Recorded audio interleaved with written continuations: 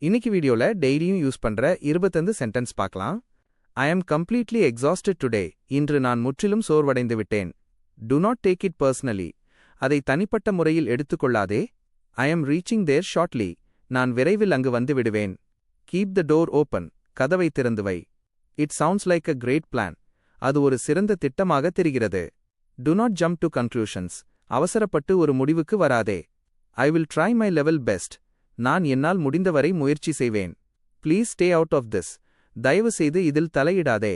It was an honest mistake. அது தற்செயலாக நடந்த தவறுதான். I am not ready yet. நான் இன்னும் தயாராகவில்லை. Think it over carefully. அதை நன்றாக யோசித்துப் பார். Leave me alone for a while. என்னை சிறிது நேரம் தனியாக விடு. I am aware of this. எனக்கு இது பற்றி தெரியும். Do not make a noise. சத்தம் போடாதே. It will take some time. இதற்கு சிறிது நேரம் ஆகும். I am expecting your call. நான் உன் அழைப்பை எதிர்பார்க்கிறேன். Do not mess with me. என்னிடம் வம்பு வைத்துக் கொள்ளாதே. Keep this to yourself. இதை உன்னோடு மட்டுமே வைத்துக்கொள். I am very glad to hear that. அதை கேட்க எனக்கு மிகவும் மகிழ்ச்சியாக இருக்கிறது. Let us get to the point.